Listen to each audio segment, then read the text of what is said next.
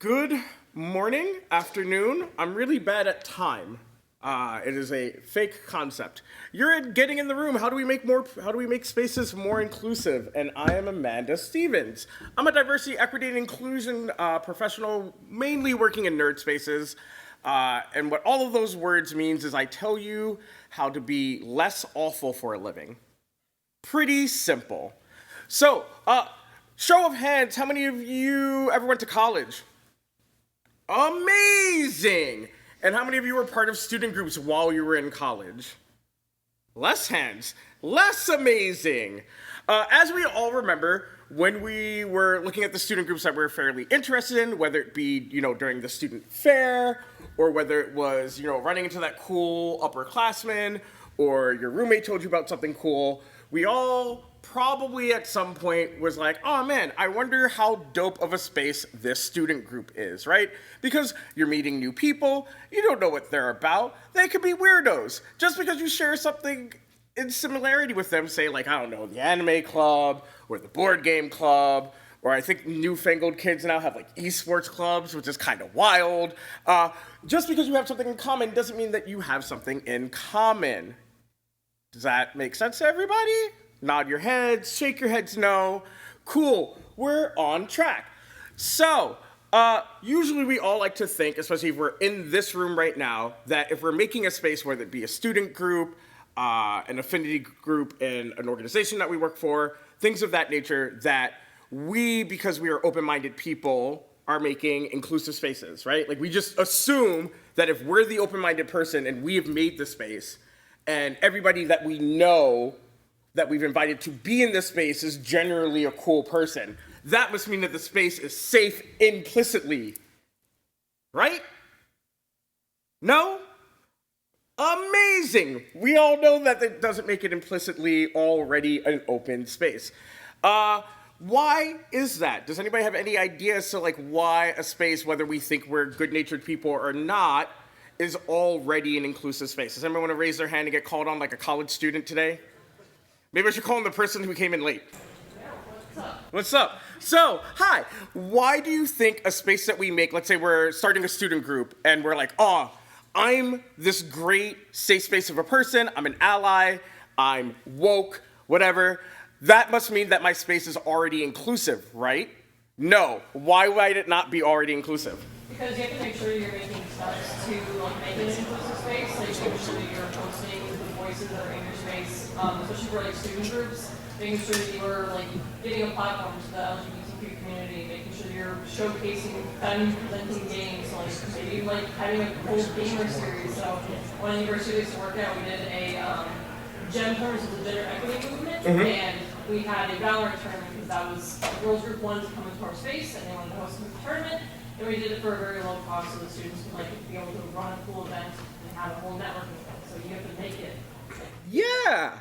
Man, maybe I should get off the stage and let this wonderful person do the talk I'm done. I can sit down for the next 10 minutes and call it a day. No, but everything that they said is absolutely true. There's a lot of things that we don't consider inherently when we're trying to make a space inclusive that can be like a canyon between what we are already doing and what we don't know. For example, one of the spaces I tend to work with a lot is local game stores. I usually help them develop events that can get more people into their store, whether it be just more customers in general, or focused events to let communities know that, hey, this is not the sweaty white gamer nerd space that you hear about on the internet. And one of the things that I had never even thought about, and I've been doing this for 10, 14 years, is somebody said, oh, make sure that if you're gonna have a night event that your parking lot isn't dark. And I was like, right, that makes a lot of sense. And I have just always assumed that incorrectly that because a lot of the game stores around here are off of main roads, right? So they already have Zombie Planet is off of Central. It is a very well-lit area, right? Flights of Fantasy, while off on a side road, their parking lot has actual actual floodlights. So my brain had never thought about dark parking lot as a problem, but somebody who came to this talk that I did was yeah, my store doesn't have the most well-lit parking lot, so I never go to draft. I never go to a Magic the Gathering draft because it lets out at 10 p.m. It is pretty dark where I live. I'm good. And I was like, lights as an accessibility issue. Interesting. And I do this for a living. I get paid to do this. I'm getting paid right now to tell you how to be more inclusive. And I was like, stealing that one for later.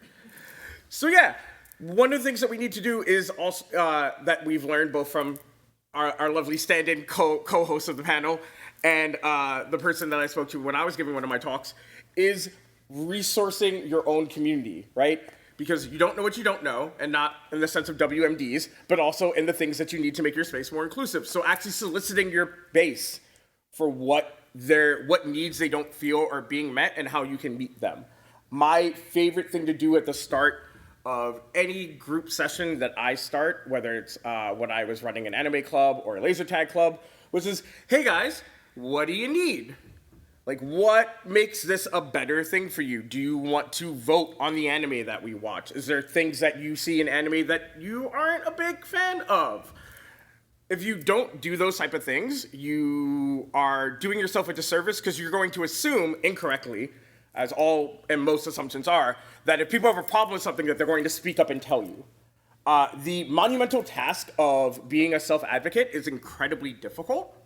And expecting people to be self-advocates is, in a way, kind of a microaggression, because usually the people that have to be self-advocates are marginalized individuals who are constantly expected to be their own self-advocates, right? They're the kids who get asked to, do the Kwanzaa presentation even though they don't celebrate Kwanzaa, they just happen to be black. They're the one or two queer kids that's like, hey, do you want to start the GSA at the high school? No, I'm just here to because I have to be here, right? These are these things that we do that we sometimes think, obviously if someone has a problem with the thing that I'm doing, whether it's, we got a classroom that isn't the most accessible to get to. SUNY Albany is not one of the most accessible campuses on the planet, and some of the classrooms are relatively difficult to get to. And if you have someone who is mobility disabled, some clubs are not necessarily accessible, but they take way more work to get to than, say, other clubs, right? So all of these different things, we just assume, if it's a problem, that person's gonna let you know. As somebody who has disabilities and is marginalized, if I'm like, I have to go across my campus to get to this thing, I just choose not to go. My first thought isn't, I should message the president of the student group, hey dog, your location isn't accessible, you should move it for me. Right? That's just not how these things work. So polling your base, whether it's by actively doing that in your social media, in your flyers, hey, we meet here, if there's any problems, please reach out to us. We want to make sure that you're able to get to the room that you want to be in. Also, and this is a thing that I think is very important that I know most groups, and I'm speaking more in the college direction today, mostly because I knew that there were going to be a bunch of universities here today promoting their gaming and esports programs, and I was hoping that they would want to come in here and learn some things. But apparently, is that make sure that your bylaws are something that's readily accessible. And what I mean by bylaws is I will say that assuming that everybody follows the same social contract, or, Will Whedon's don't be a dick, being a dick means different things to different people. Jokes that I find incredibly funny may not be funny to you. Language that I use, I don't use any slurs, but language that I use, I have really unfortunately adopted Zoomer brain rot speak. Non-intentionally, I spend way too much on TikTok, and I spend way too much mentoring my 12-year-old niefling, and unfortunately I say skibbity and sigma now, and I actually mean it when I say it. But I know that for some people, that's not the language they want to hear during a talk like this, so we try to keep it on the down low. But right, there's all of these different things that we do that we think work well because, again, we think that we are good-natured individuals. We think that it works in our social group, and if it wasn't something that was working, it would get pushed back, right? But we also forget that when we are in same groups, that sometimes we hegemonize, Yeah, that's that word. And that means that some things that are maybe minor discomfort points become less discomfortable because everybody else is okay with it. So then when we try to expand our group, let's say starting a student group or starting even a Discord server or a Valorant team or what have you, that we have forgotten what some of the things that might rub people the wrong way because our group thinks it's fine. So having these bylaws as things that are readily available and present, not, oh, well, I have to like click through here to get to there to find it. If we just like have it on a main page or like have it as a QR code on our flyer, right? It already tells the people who might be a little sus about joining our game spaces because let's be real, game spaces, whether it's run by women, BIPOC people, marginalized people of any nature, white folks, whatever it may be, don't have a great reputation. And so a lot of people disinvite themselves from spaces from the get-go, right? Whereas if we say like, hey, this is the language that we allow in the space, this is the type of things we're about, these are the things that we don't stand for, and also explicitly saying the things that you don't stand for. Like saying, sometimes just saying hate speech isn't allowed isn't enough, unfortunately, because people get creative, or people will be like, oh, this like phrase, actually a really great example is a sports commentator just got into a bunch of trouble because he used the term zipperhead. Because he didn't know that it was a derogatory term, he just like knew it as a phrase that he had heard as a child, and didn't know that it had like a derogatory connotation. He just like heard other people say it, and he said it, and then somebody was like, hey, that's a not so great thing said about like Southeast Asian people. And he was like, oh, right?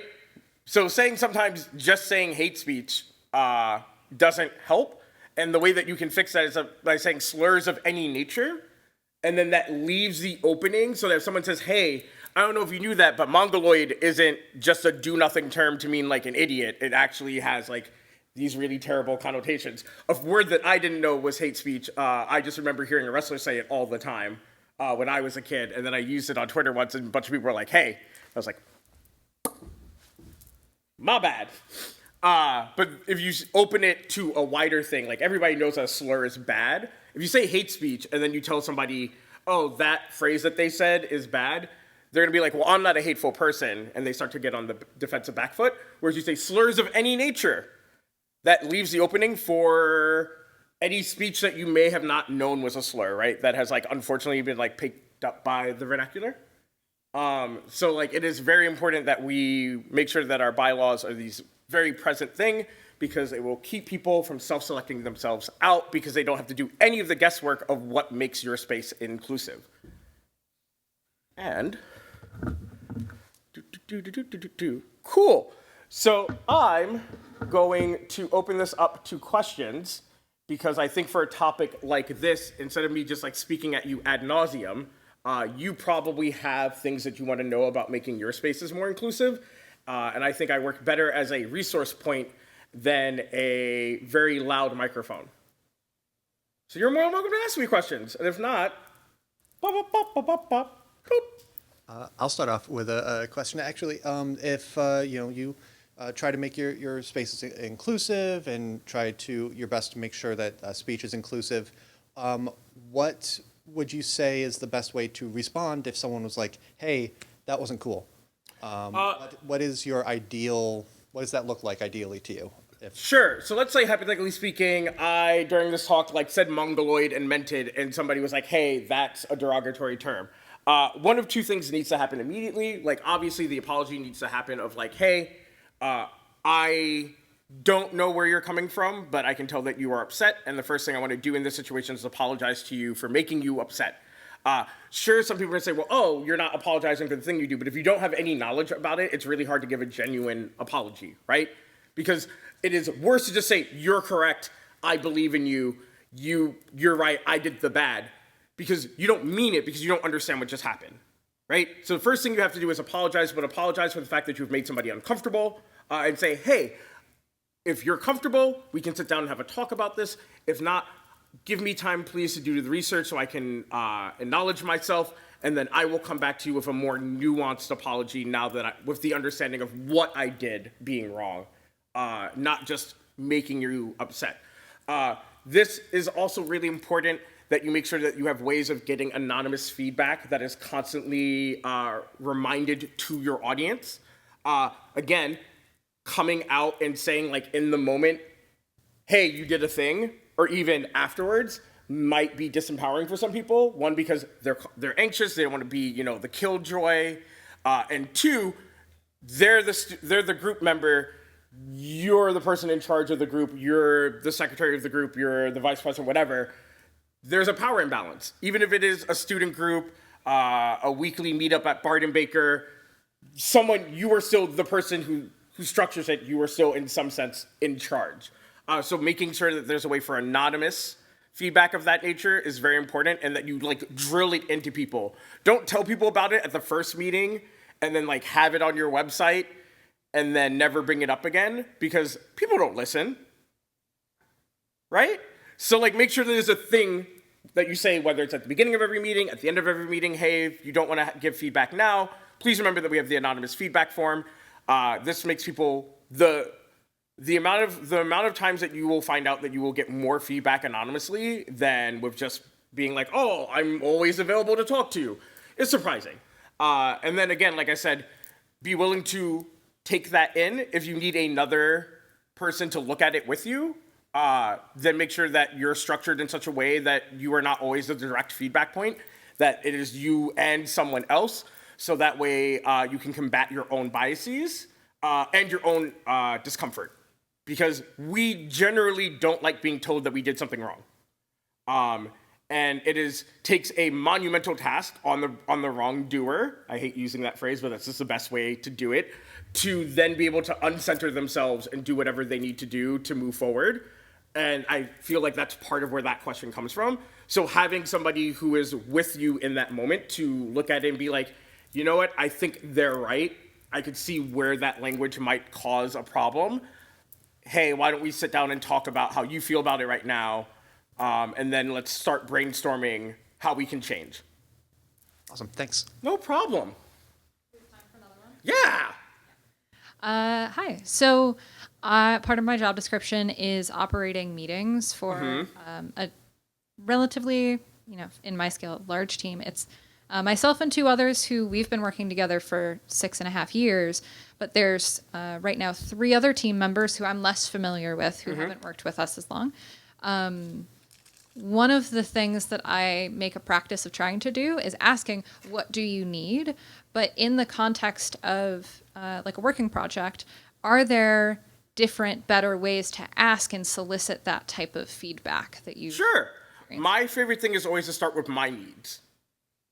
So in a situation, I will say, hey, I have auditory processing issues and sometimes you talk very fast, and I really need you to try to either slow down or take breaks between thoughts.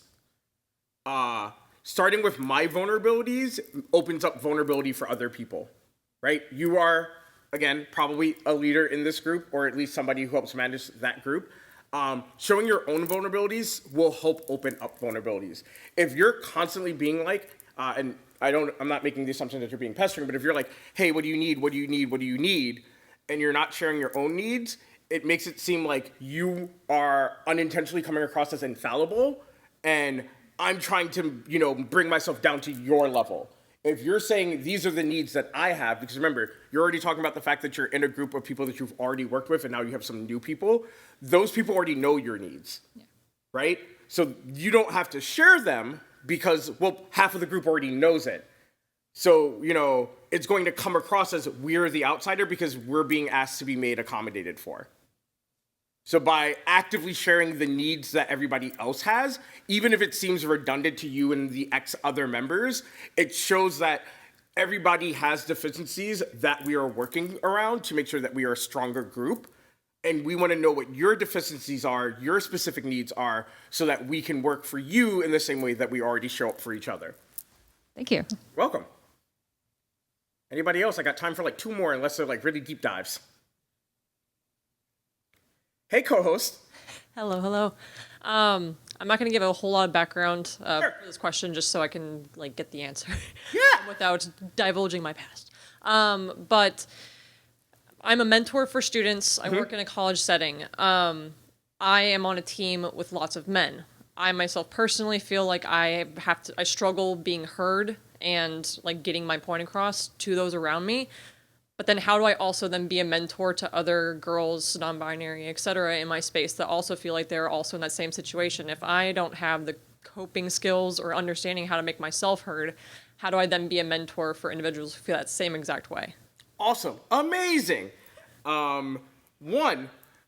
This is going to be a very simple life hack.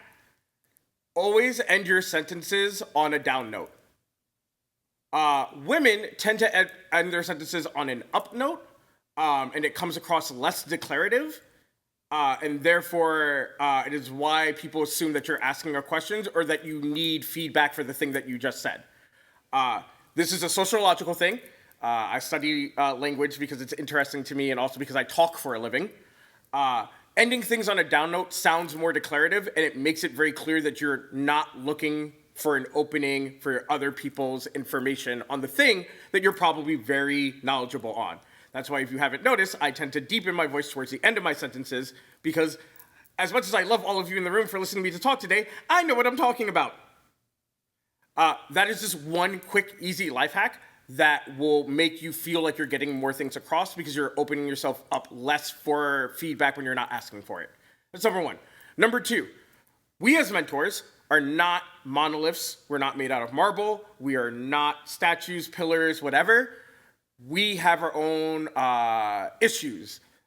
No mentor is perfect, and in that imperfection, we are opening our mentees to also be imperfect people who grow and learn and evolve. You are not perfect. Imperfection is great, amazing, that's part of the human experience. So no matter what issues that you have with yourself, whether it be self-esteem, feeling like you get talked over a lot, whatever those things are, I'm not going to prescribe anything to you. Know that it is okay to have those things, and it doesn't devalue any of the things that you're trying to teach the people below you. That is my main point. My secondary point is, again, as I said to the person who came up before you, showing vulnerability allows other people to be vulnerable around you, and then together you can find ways to compensate for vulnerability, right? Like, again, I have an auditory processing issue. Obviously, that's really bad for talk sometimes because I have to listen and process what people are saying to me, and that's difficult. That's why I said it before the question and answer portion, so that people understood that I need help. And so doing those things with your mentees will help you better serve them, because they're going to be more open about the things that they feel is being challenging in their life.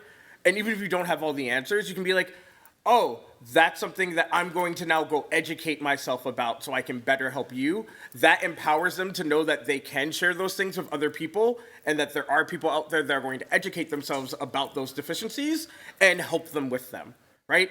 But if they don't know that they can do that with you, and that you are then going to educate yourself to be a better advocate for them, they're going to assume that, oh, this is a thing that's going to happen with anybody I tell my problems to, so why should I even bother telling my problems to? Awesome. Thank you. No problem. I believe I just got the red flag, which means that we are done. Now, I have a bunch of my lovely Magical Girl themed business cards up at the front table. And I know the next talk is not starting immediately.